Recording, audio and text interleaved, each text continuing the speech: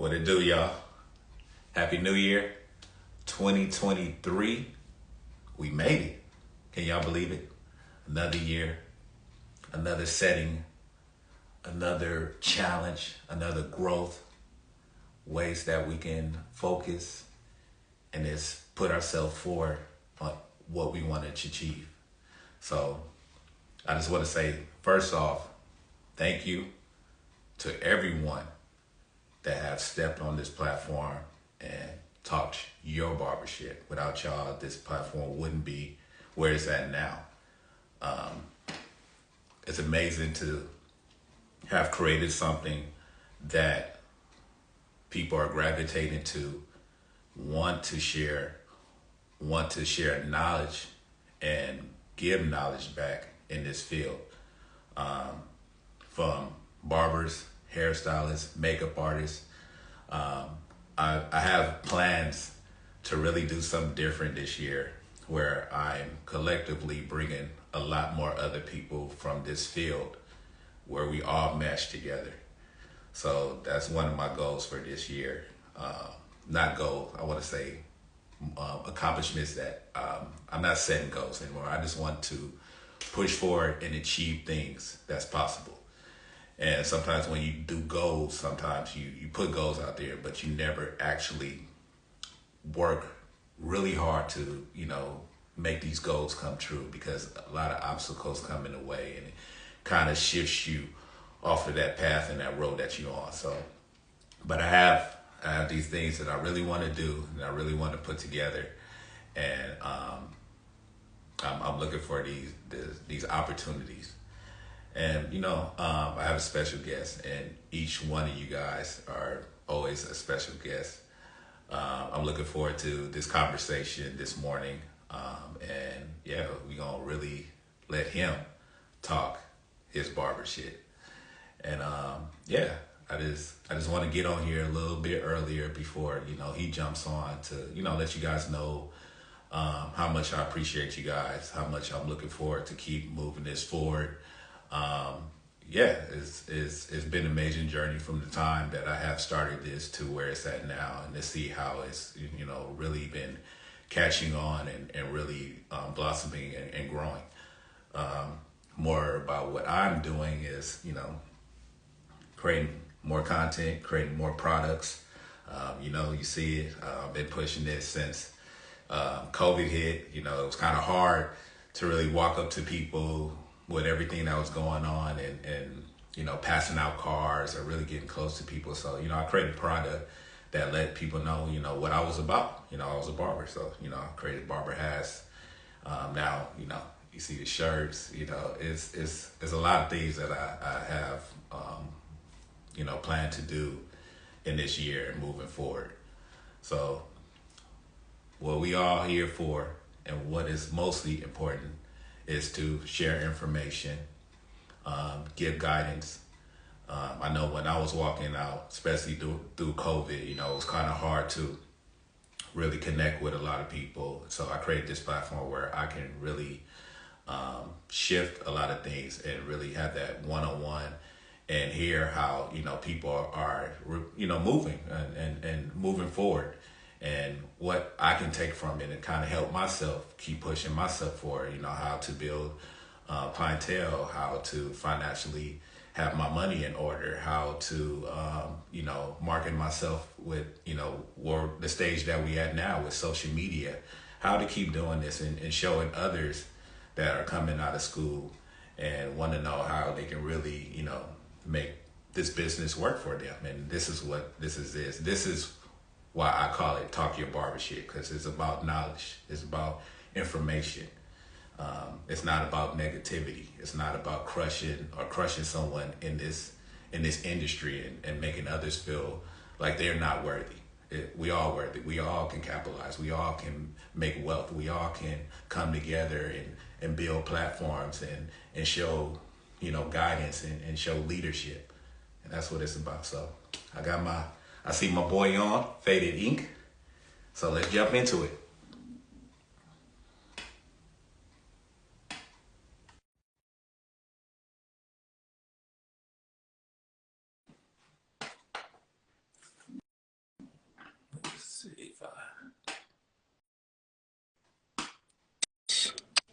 Boom.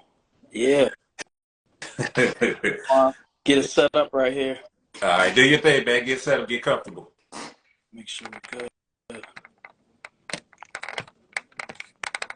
Here we go. Um, all right. Yo, How you doing, man? What's up, Rory? how's it going, man? I got my camera flipped around. I'm debating. I think I'm gonna flip it again because I can't see you. Hold up. Okay. Yeah. Yeah, that's the thing with IG. You gotta have the face set. 'Cause I could see the shot very well. It's a nice setup. I love it. I love the chair. Yeah. So, are you working today, or you just decided to, set this up in at the shop?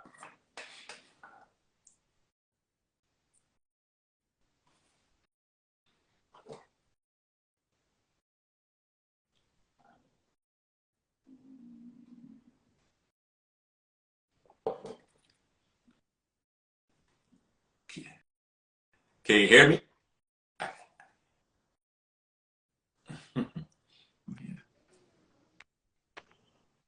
We good? Yeah, I can hear you now. All right. Yeah, I hope this thing doesn't time out. So I broke my tripod on my last trip that I was teaching classes down in Charlottesville and Harrisonburg, Virginia, and Okay.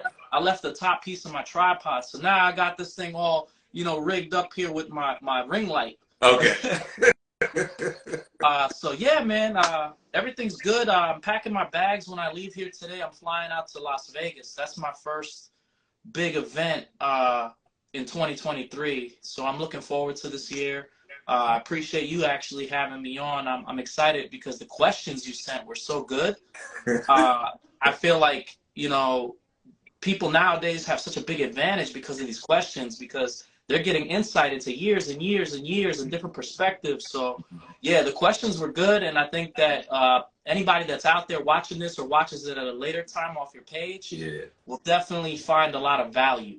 I appreciate that, man. It means a lot. And I don't know if you caught when I first jumped on, me just explaining what the direction is this definitely all about, to have people like yourself that really challenged the industry, really brought out front of like what they want to give, how they want to, share the information of their journey, and they get to this point to where they can give back.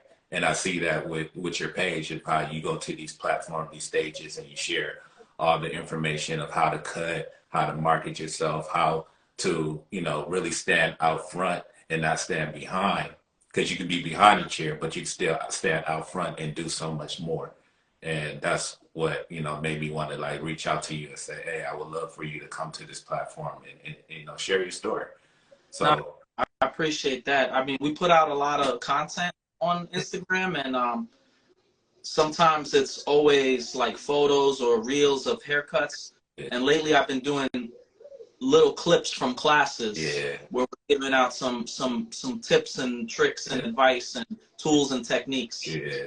So I think So those are really good, because when we put out something like that, it gets a lot of response because people are looking for that education. They're hungry for that knowledge.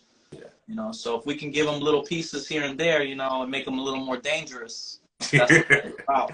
exactly. And what I love more and what I see more with your page, you cut straight hair.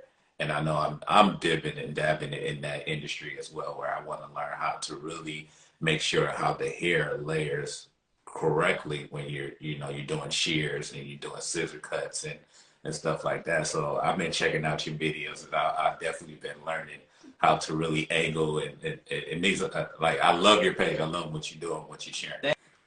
Thank you, man. I appreciate it. And likewise, I've been watching some of the interviews that you've been having with some of these people that may not be the biggest names in the industry, but they have so much experience and value, and everything they're saying is on point. Yeah, So I've been watching those videos of these interviews, and I'm like, I agree with them. There's some things that they say that I never thought about. yeah. So again, it's valuable what you're doing. So I commend you for that. Thank you, man. So let's get into it. This platform is about you. It's like me giving my flowers to people that I see that are doing it and doing it well, and I don't want you guys to not be noticed, and I want to give as much exposure as I can to what you guys are doing. So, tell me, like, what was that first day when you picked up them clippers and them shears and said, hey, this is the role for me? Man, I mean, I've been cutting hair since 1993. So I have some time behind the chair, in various capacities too, right? Like, I obviously I've leaned more towards education, in the later part of my career, but in the beginning, it was just cutting friends and family, I think, barbering, to really encompass what barbering is, I think it's about relationships. I think when you look at somebody that is wealthy, or somebody that has a lot of money or has a lot of toys, you look at that person and you're like, okay, that person has a lot of zeros in their bank account, or at least they seem that way, right? But when you look at a barber, you see people rich. You see somebody that knows everybody in their community and has a person in every industry that would love to help them out if they need it. Or that person who connects people from different industries, right? So I always say, I may not be, money rich per se, but I'm definitely people rich. I got a guy for everything, and that's what I think barbering is all about. We make people look good, and in turn they want to take care of us with their skill sets and their industries. Let's oh no, continue. I started really young, man. I cut hair actually illegally with no license for over 10 years, like many people, I've always been artistic type brain, always been into graffiti and music and anything artistic, anything that's visual. I didn't have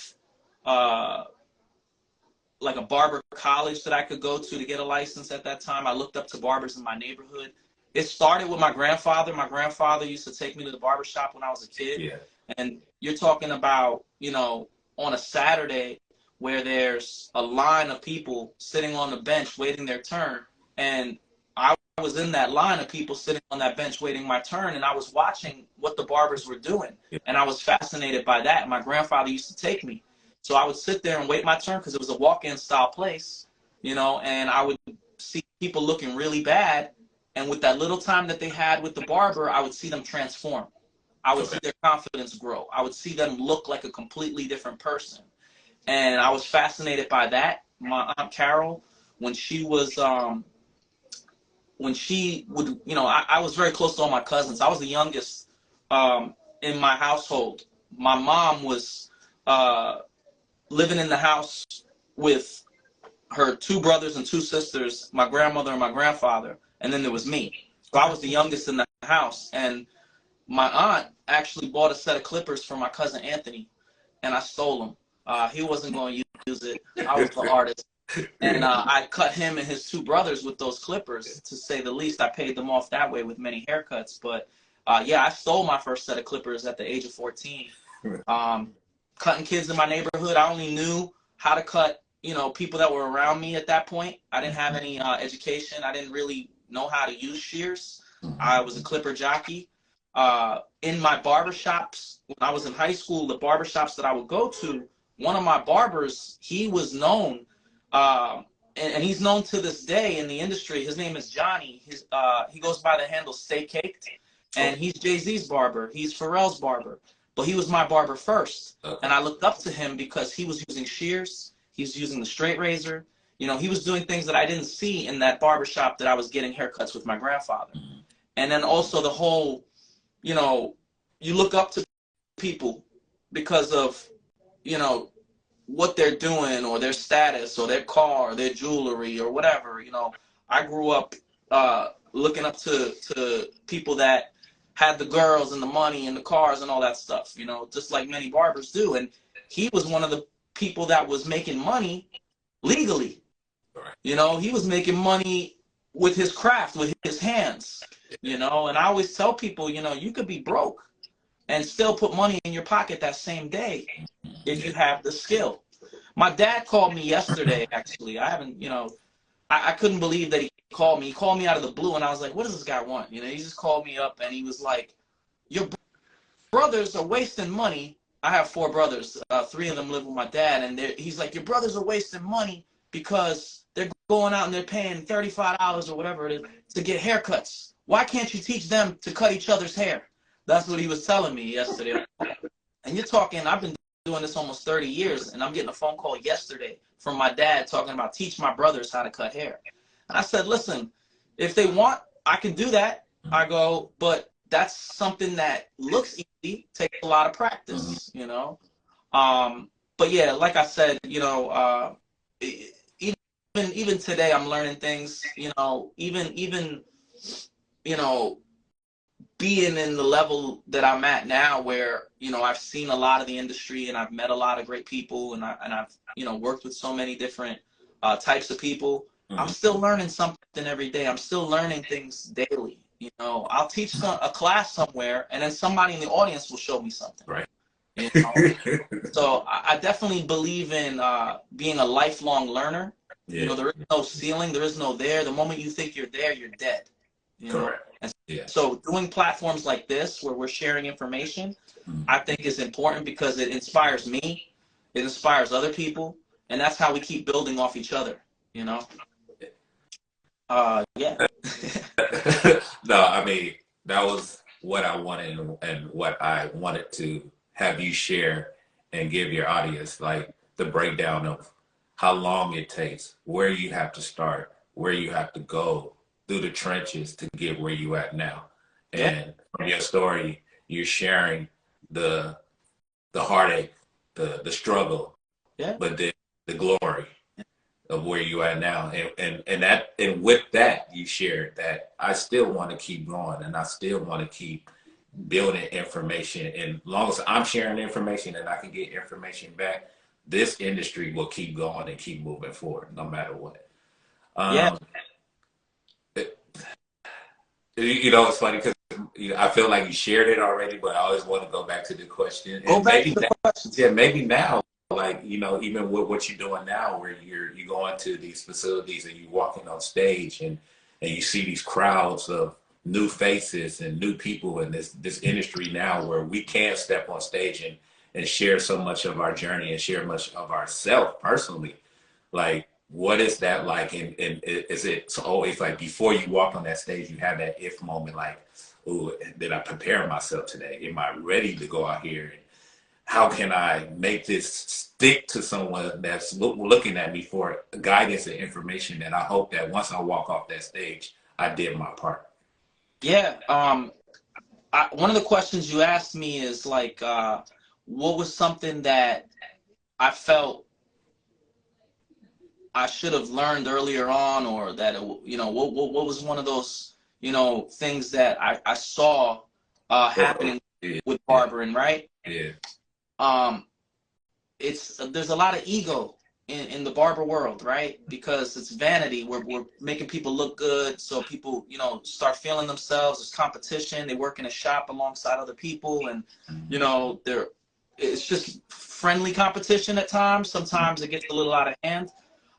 But I think one of the biggest things that I realized I didn't want to have happen to me was I didn't want to become the person that cuts hair that thinks I'm a star, and that I forget about the person in the chair. The person in the chair is a star, you know, because we're in the service industry. We're here to serve them. And sometimes when you get a lot of clients, you become busy, you feel like you could treat people differently.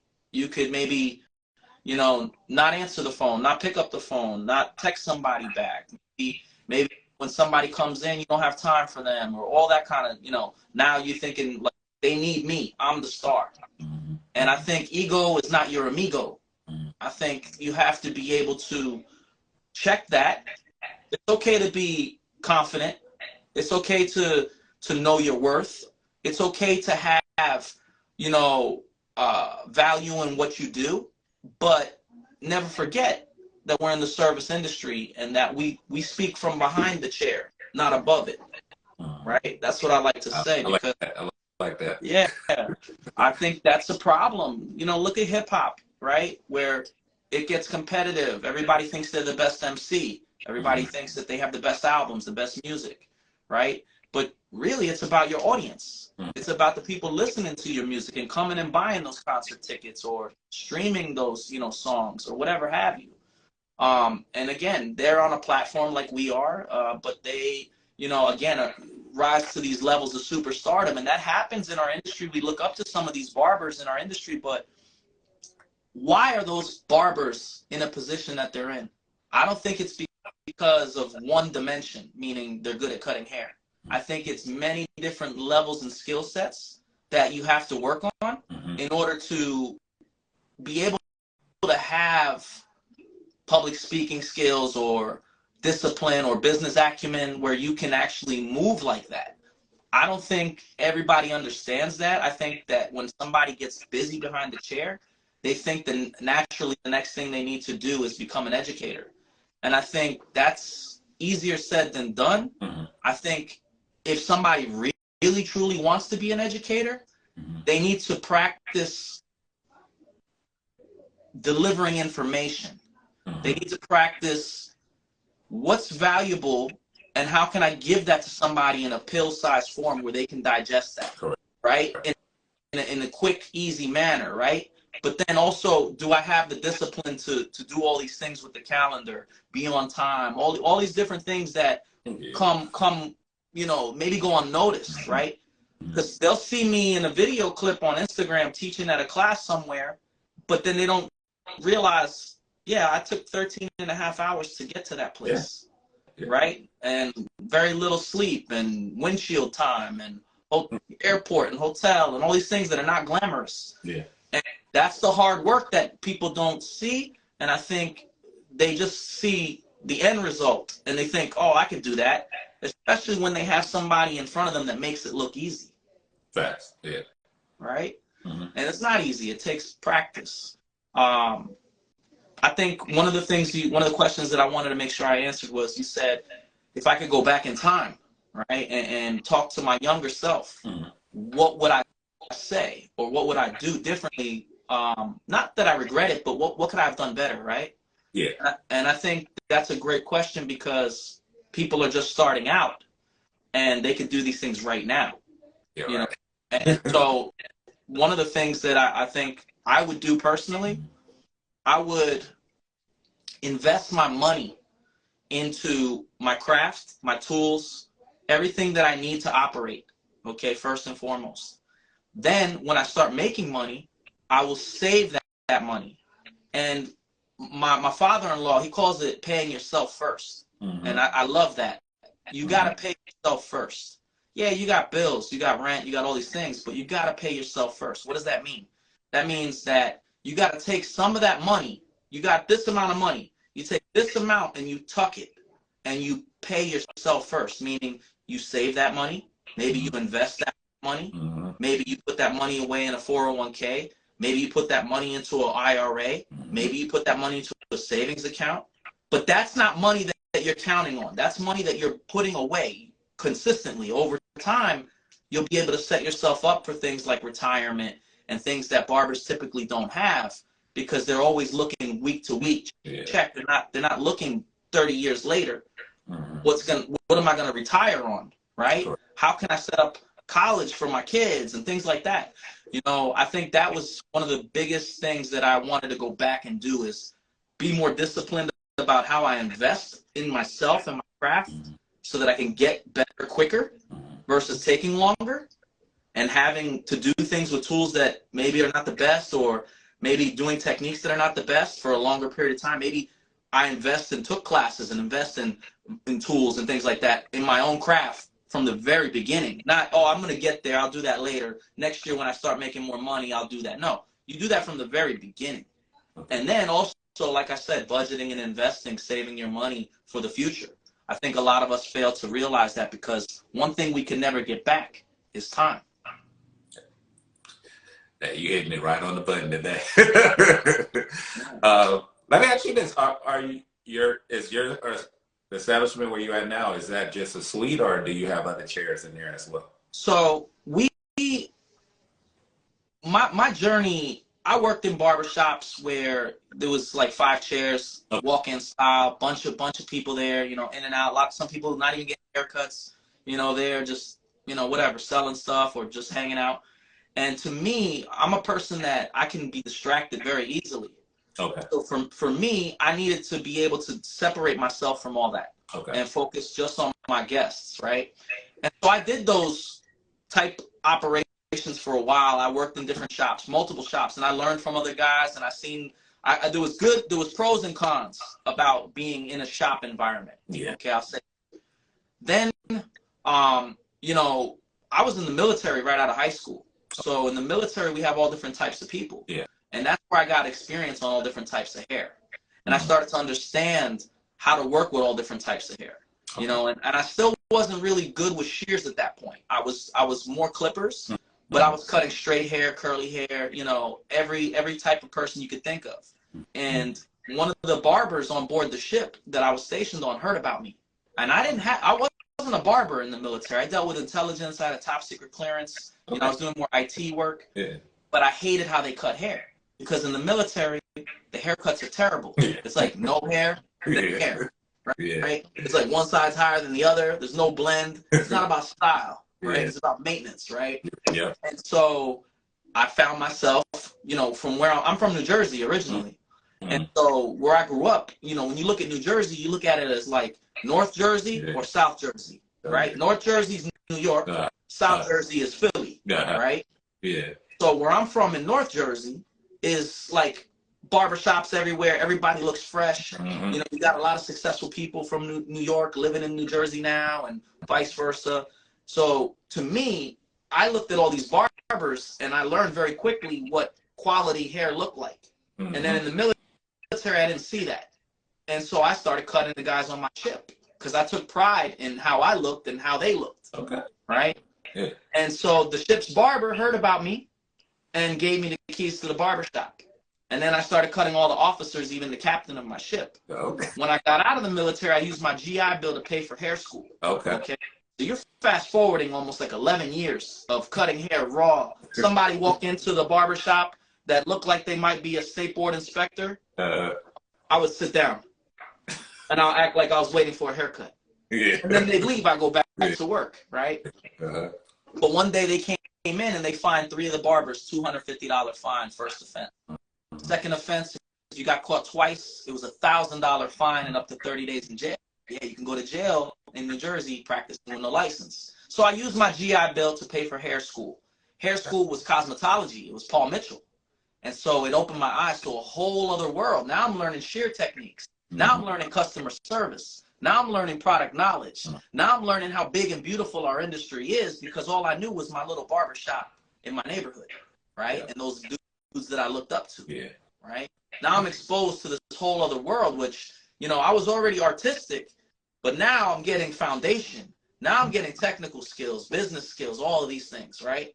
And when I combine both of those, now I'm dangerous, right? Graduating cosmetology school made me an animal in so many ways. Yeah. Number one, it showed me what was possible. Number 2, it gave me skills that I could use, okay?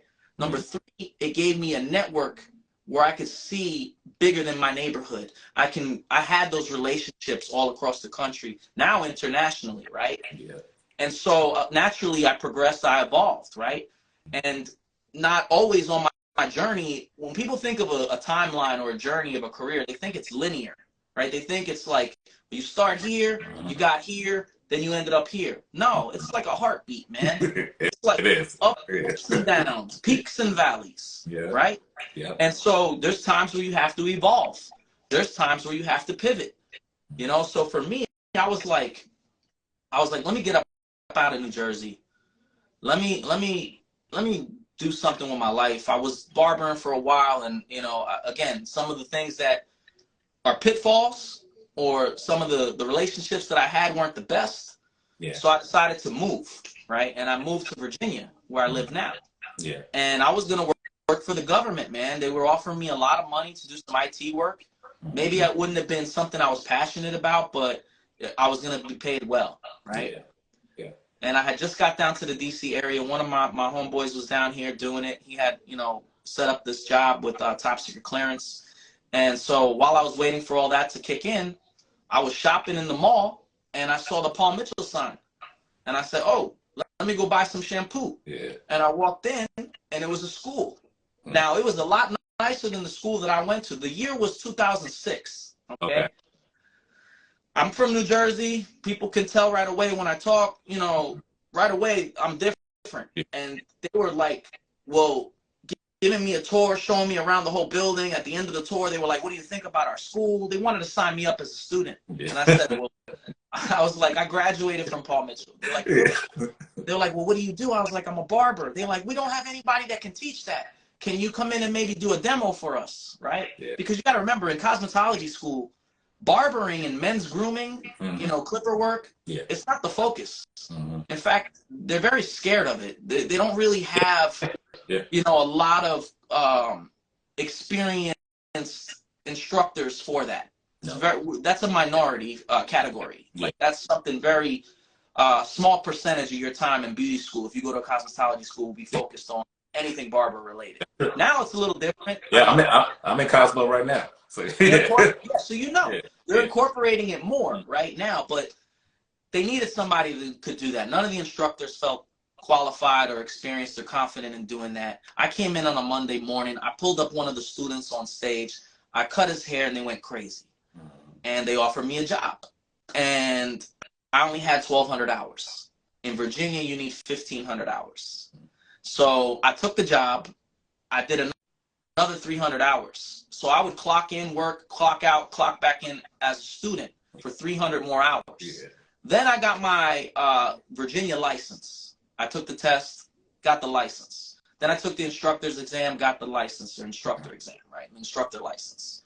Then I went through all these levels of certification with Paul Mitchell, because now I'm training people in color, cutting, texture, all these different things, right? So they have these, what they call success coaches, where they will come out and train the educators. And it was brutal. It was intense. You would have to present in a room on a subject matter. Let's say it was color, and you had to teach level 1 color, right? You had 35 minutes to do this. If you went 36 minutes, you fail. If you went 34 minutes, you fail. If you don't hit and check off all the boxes, you fail. And so there was a lot of tears. People would get upset. You know, it was very stressful. You'd see all the educators stressing out every time of year when that would happen. One of the advice that I got from one of the success coaches, I'll never forget, what they said, you know what? I could tell that you are stressed out. I blacked out in the middle of a presentation where I got a migraine so bad where I lost the vision in my right eye. Oh, wow. They call it an optical migraine. It's intense because the stress of doing that, like, you know, trying to present that information and succeed was so heavy on me because I wasn't prepared. And the person knew that. The person, you know, that was critiquing me knew that. And they said, why don't you record yourself? You want to work on public speaking? Record yourself. Watch the videotape. Like an NFL player studies tape, watch the game. Watch that presentation. And anybody, I say this to anybody out there that wants to be an educator, record yourself. Record yourself speaking. Okay? Watch that tape. Look at things that you do well. Keep those, right? Hold on to those. Those are the gems. Look at things that you might need to work on and improve and work on those. But the only way you're going to know is if you watch that tape, right? So like if I fly out somewhere and I teach a class somewhere, on the airplane home or in the hotel, I'm watching video of that class so that I can get better each time. And that was something that they taught me at Paul Mitchell. And I still tell people to this day, if you're serious about being an educator, record yourself doing a class and then break yourself down. It's ugly. You know, you may not like everything you see. You know? I think like being an educator is kind of like being a stand-up comedian. You know, you got to get up on that stage and you perform. You perform your little set, your little material, right? And some of your jokes hit, some of your jokes don't. You know? But the only way to get better at it is to work it out. And I think, and I say that with hair cutting techniques. I say that with any craft. Working it out means getting your hands dirty. Working it out means repetition, right? So if you're trying to learn a fade, The first time you grab the clippers, you know, you're all nervous, Yeah. you're stiff. Yeah. But then you do it a few times, you get your hands dirty, you apply it. Yeah. Next thing you know, you get your rhythm, your flow. Next thing you know, now you got that repetition where now you can do it, right? You've done it enough times. And it's the same thing with education and public speaking. Same thing with any craft, any trade. You know, I think one of the things you asked in the questions was about social media, right? Yeah, that was my next question. and how to utilize social media as a barber, you know, in 2023. You know, how can we utilize social media? And honestly, I can't answer that question for anybody. Yeah. That has to be specific to what they're trying to get. Meaning, what do you, if you're trying to attract something, it's a tool to do that. So say you want to attract, you want to start cutting ladies' hair. You want to start doing pixie cuts. Yep. And like vivid color. You want to do some color, right? Yeah. Okay. Cut somebody that's a pixie cut. Yeah. Color somebody that's a pixie cut. And then put that on your social media, because that's going to be put out to the universe, right? And then what happens? You put that out there. Now people are looking for you to do that. It's a reflection, right? Yeah. So I think social media is a reflection of whatever you want to attract. Yeah. You know, and if you look at your feed and you see a bunch of negative things, maybe you're looking at the wrong stuff. Maybe you need to start looking at other things, right? Yeah. What are you using the tool for? I think people get caught up with likes and follows. I think social media is not about likes and follows. It doesn't matter.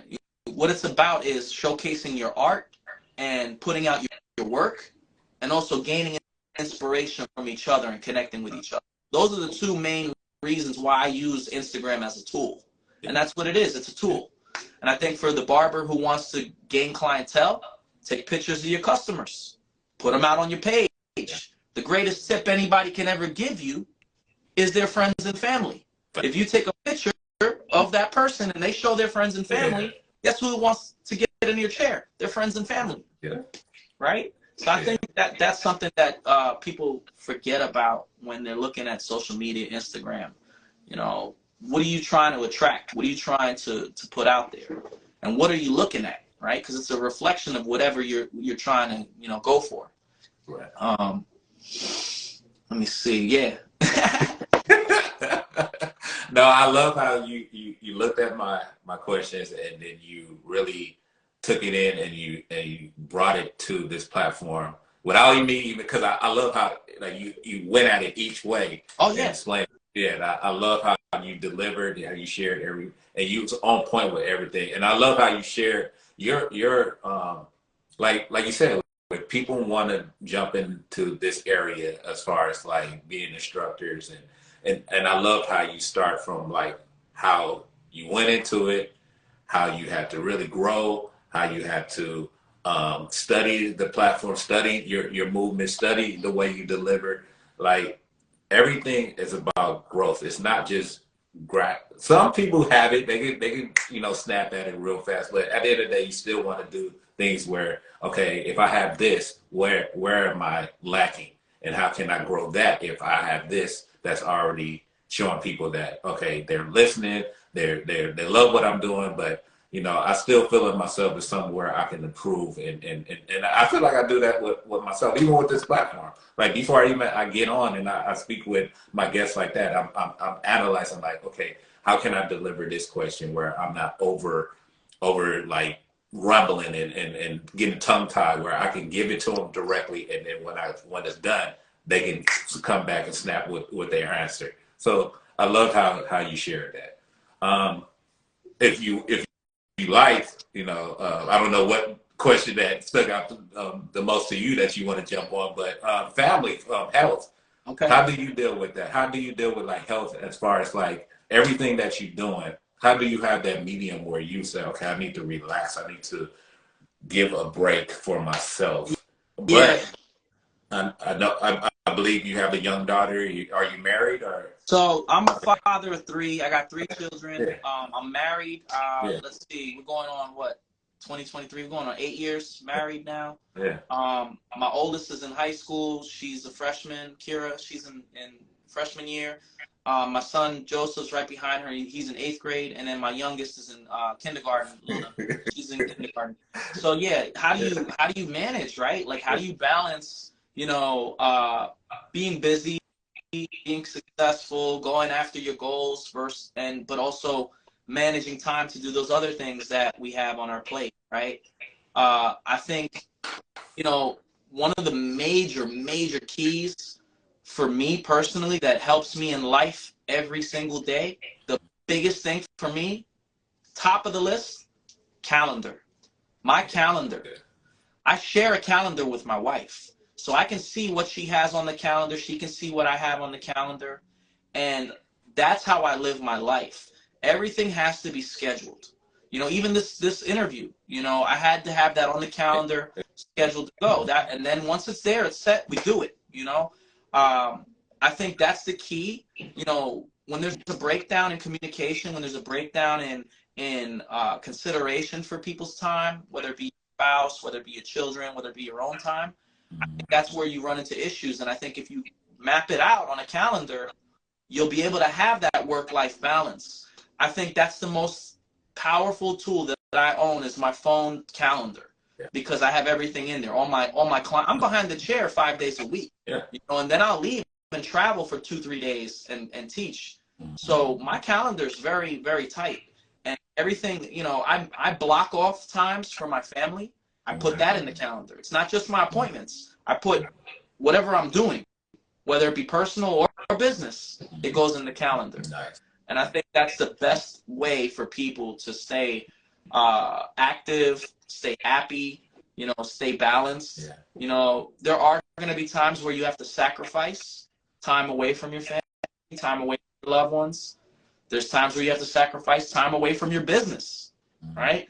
And so I think being knowledgeable about where you're spending your time, you'll know if you're leaning one way too hard or the other way too hard. I feel like I could be on all the time. So I have to give myself that step back, like, let me take time to just chill. Let me block off time where I don't do anything. I think everybody, what taught us that was COVID.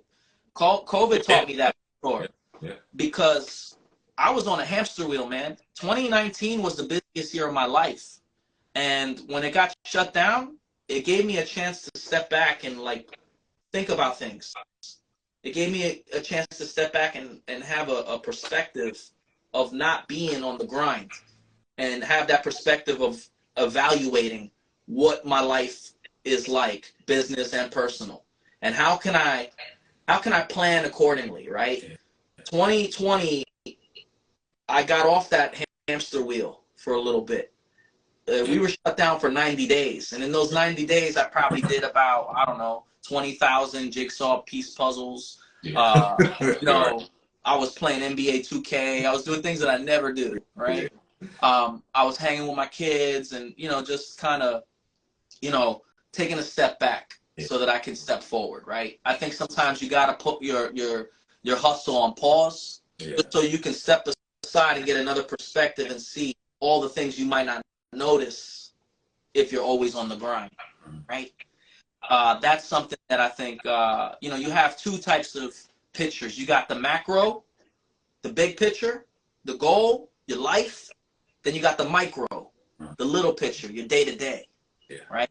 And I think being able to zoom in and zoom out of both of those, and being able to, this comes with practice, man. I may sound like I got all the answers, but I've went through all the mistakes to figure things out, and I learned from my own mistakes. I learned from other people's mistakes.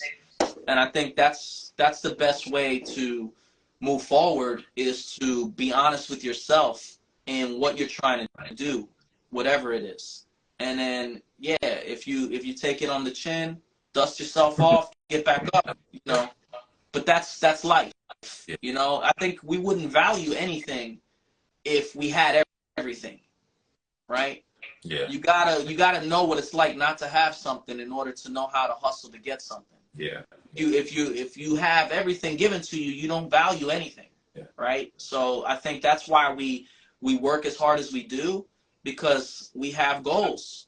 And once you get to that goal, me personally, I'm getting ready to hit a big goal where 2023, man, it's like I'm like Fabulous with Bombs. You know that song Bombs by Yeah. Fabulous? Yeah. Back on my bullshit. Yeah. Back to back on my bullshit. That's my Back shit. to back on my bullshit. Yeah. Matter of fact, that was bullshit. Yeah, I'm 23, Jordan, man. This is the year. I feel like, 23 is going to be an uphill. Yeah. I think 24 is going to be like even better, because we came out 2022 and it was like it wasn't that easy, right? Yeah. 2021 even more so. Yeah. So I see that 23, my personal goal was to be successful with one of the brands that I work with, Hattori Hanzo Shears. Okay. I do a lot of educational classes with that brand. They have the best shears on the planet. And one of my goals was to be one of those top educators within the company. And so in order to do that, you have to put in the work and you have to have numbers. Meaning, yeah, you go places, but the company's also making money when you go to these places, right? You're doing so well getting people to understand the value and the benefit and the tools throughout the class that you're showing techniques that they actually invest in themselves and get the tools. And then by doing that, the company makes money, we make money, the person behind the chair makes money, and it's a win-win all around. But the goal for me was to be one of the top educators within the company. I like that. I've been with the company since 2014, but it was always at a part-time, very minimal capacity. Okay. So last year, it was actually 2021, around November, December, I was thinking about this. Okay, so now you fast forward, we're in January 23. This is how my mind works. 21, I'm like, okay, I'm going to hit their top sales. And then I'm going to see my name up on that leaderboard. I'm going to get an award for hitting that top level, right? And I went after it, and I got it. And in order to hit that level, you got to put in some work, okay? And what does that do? Why did I do that? And I feel crazy even saying this to you right now, but why did I do those things?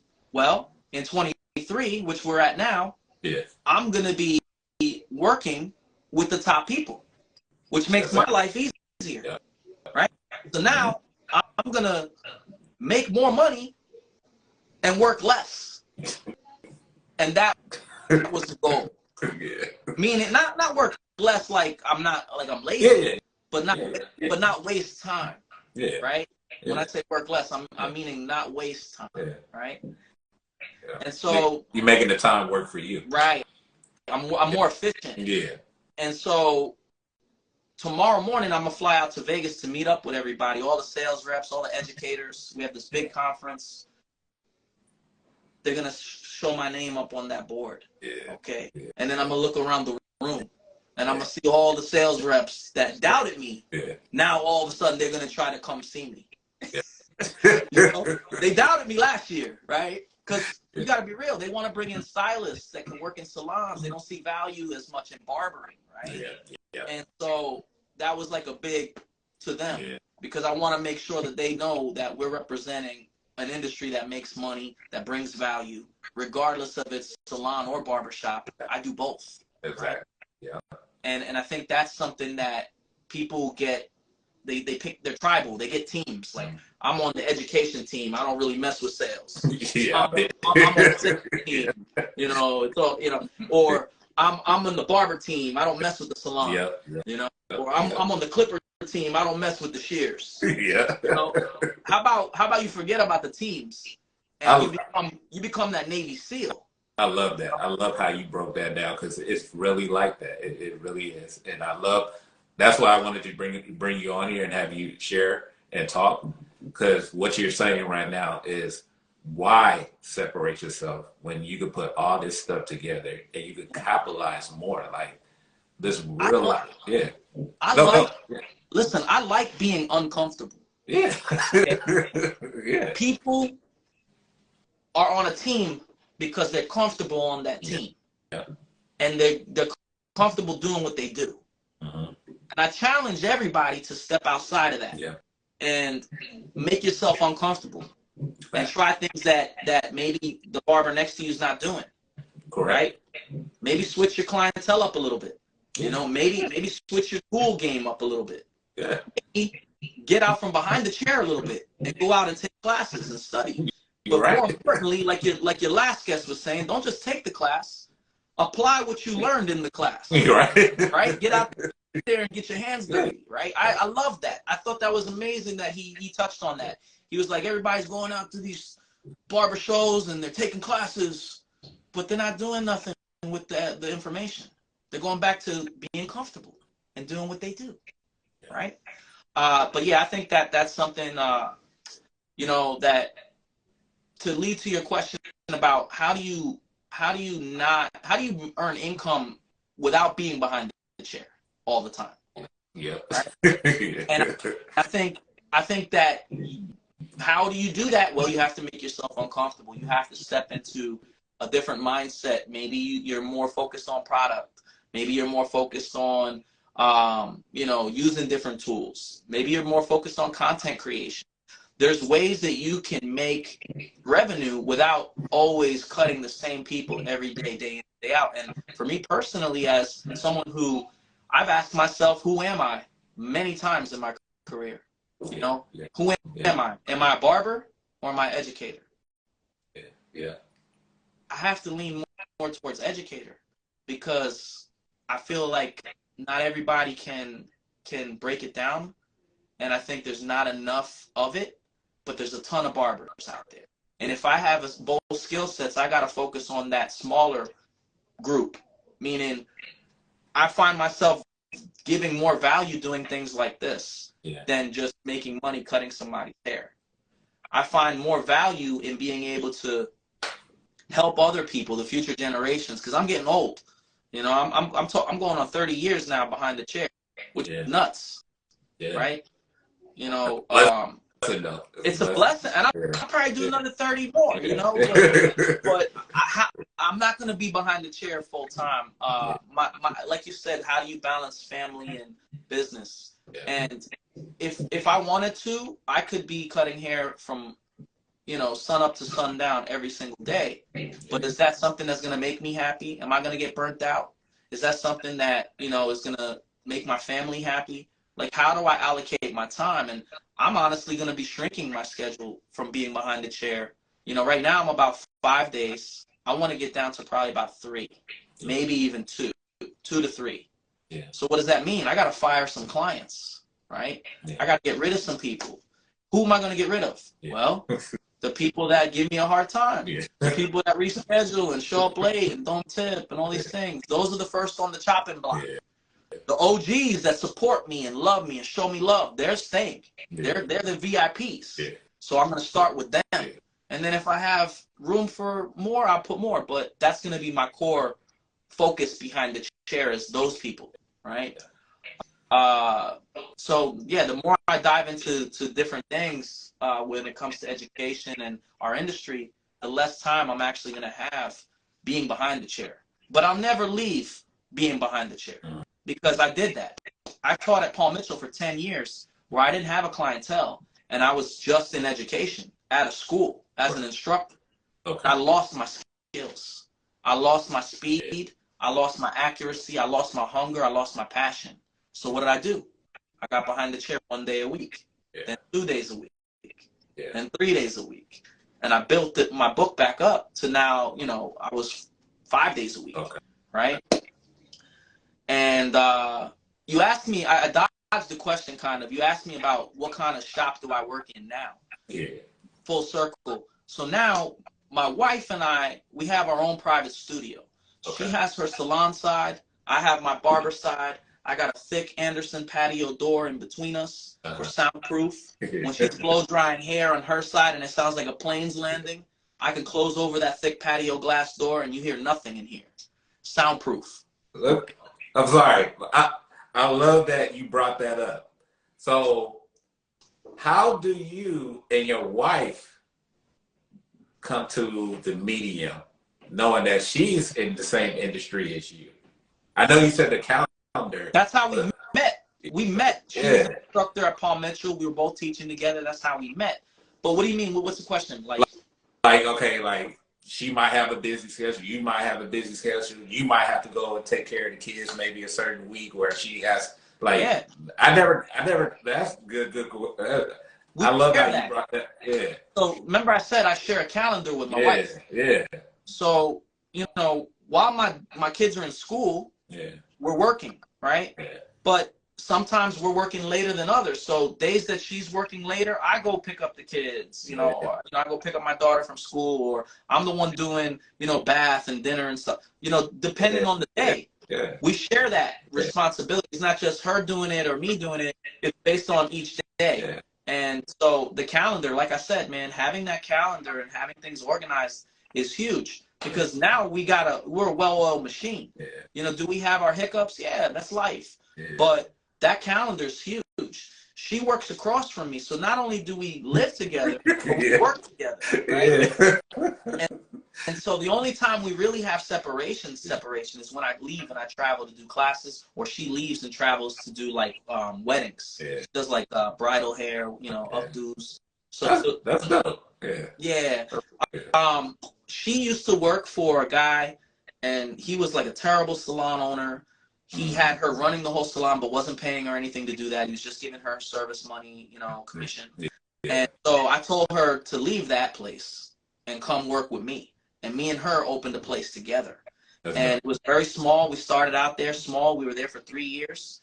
Then we found another building. Now we have a second floor building that is, private in a commercial space. Not like you wouldn't know we were here. It's a destination. It's not like foot traffic in the strip mall. It's not like that. Yeah. We're on the second floor. You don't know we're here unless you know we're here, right? Right. It's all appointment based anyway, right? Yeah. So she's got her clientele. She does her bridal thing, with the weddings. I have my clientele. I do my education thing. And then across the hall, we have an education room where we can seat about 80 to 100 people. We have a stage. I'll bring you out here. We'll get you out to do like a class or something. We'll put together an event. I got the stage. You could have 3 educators with 3 models on stage. I got 2 monitors on each side where we can set up like an iPad or a phone, and it can zoom in on whatever we're doing and then mirror on the screens. So no matter where you're sitting in the audience, you have a good view.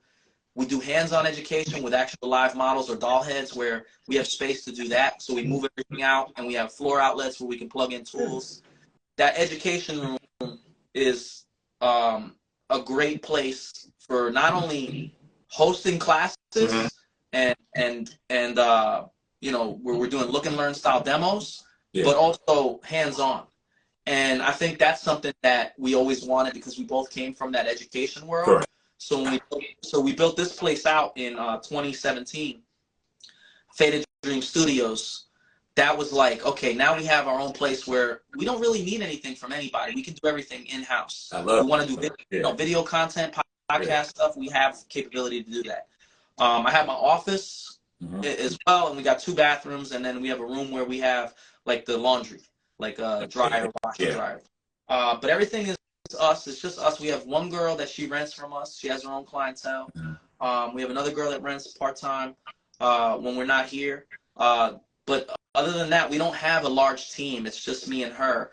I felt like, if I was ever to do that in the future where I owned a barber shop, I would do it more of a real estate thing. I wouldn't be there every day. I would have somebody else working there. I would rent the chairs to people. I wouldn't want to be there every day with everybody. That's just not for me. I'm not into managing people, and that's one of my things that maybe it makes me uncomfortable. Maybe I need to work on. But I don't want to be that manager person that has to deal with people day to day. I'm too busy for that.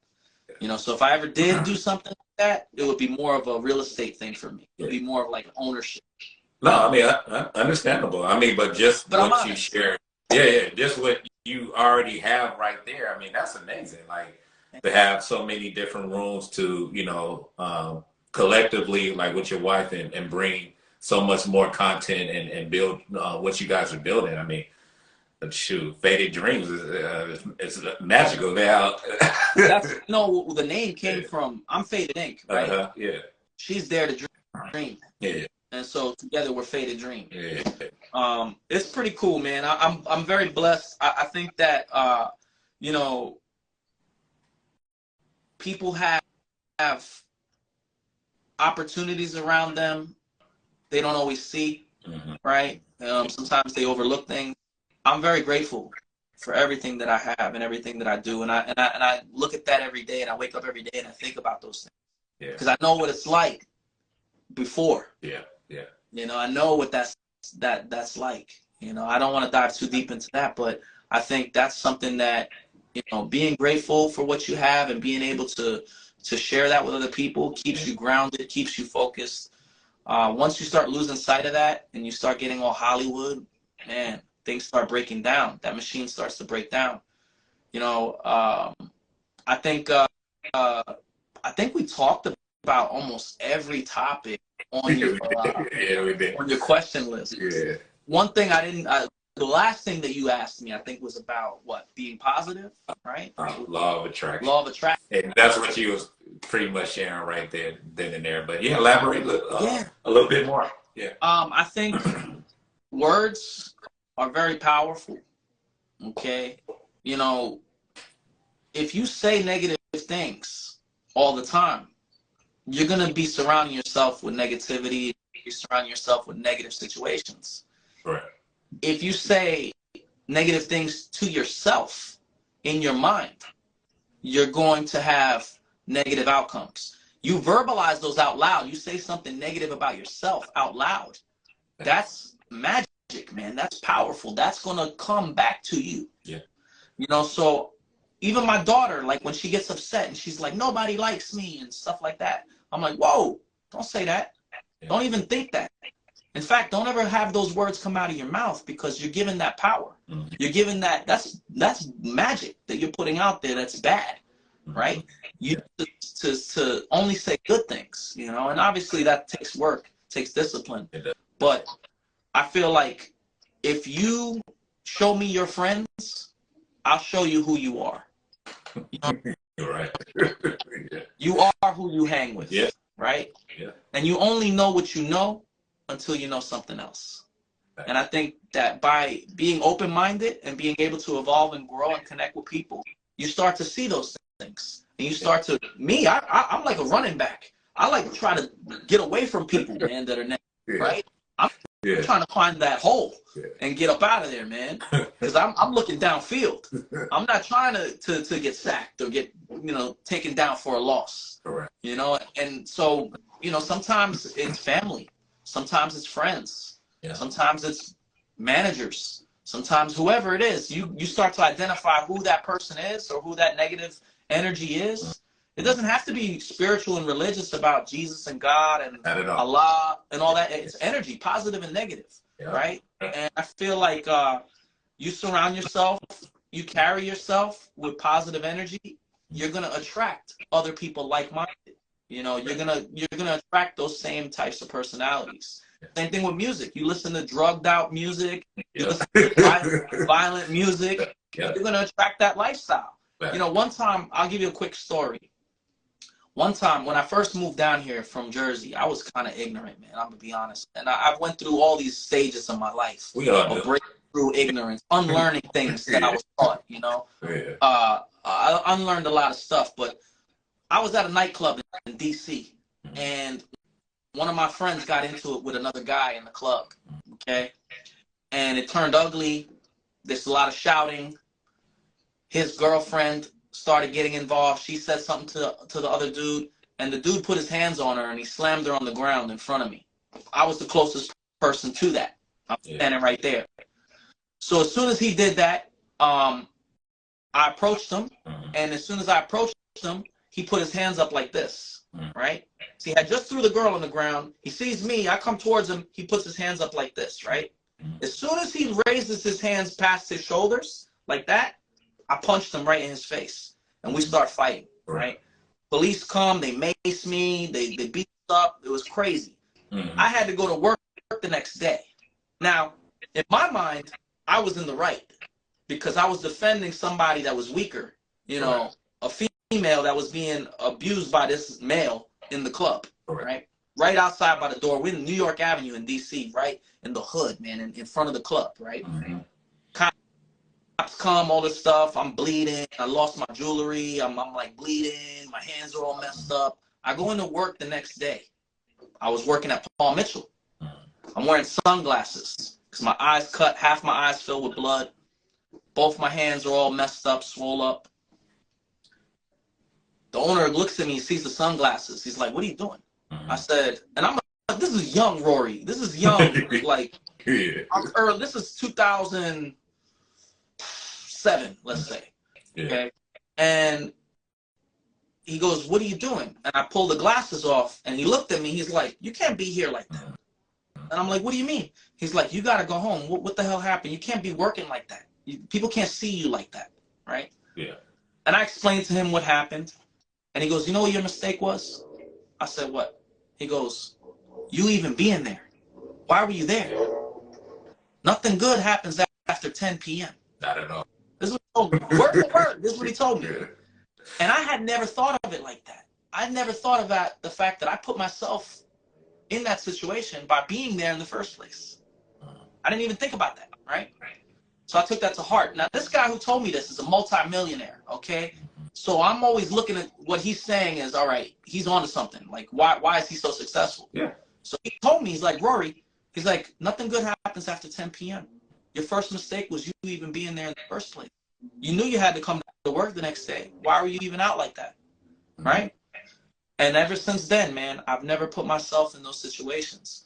I've always been the person to kind of say, "Nah, I'm gonna go to bed, or I'll see you guys later," and I focused away from that kind of thing. And to be honest, man, that was a huge pivot turning point for me, because I started to look at my friends and my family, and I started to realize, yeah, I love them, but I might not want to hang with them. I might not want to be around them so much.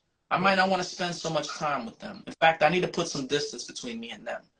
And the military showed me that too, because when I would come home from leave and I go back to my hometown, I would see things that I didn't notice before, because I had to leave that environment to see how messed up it was.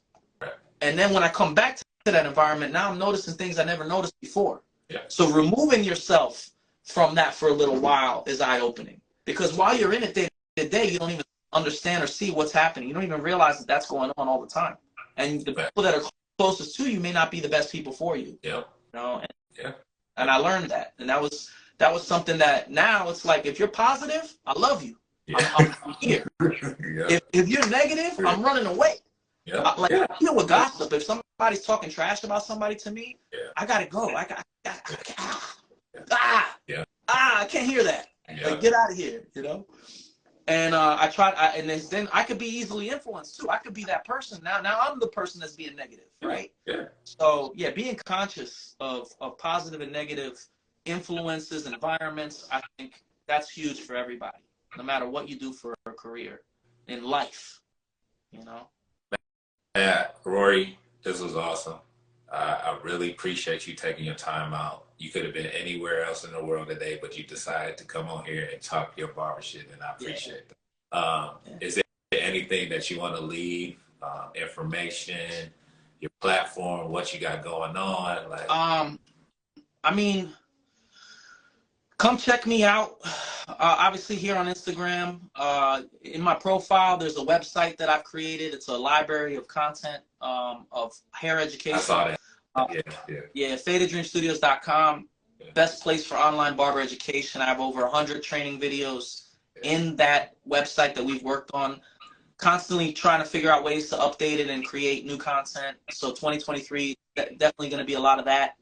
But check it out. Let me know what you think. If anybody's interested in signing up to it, they can sign up for $1. It's only $1 to access the whole library. Okay, with the promo code, right?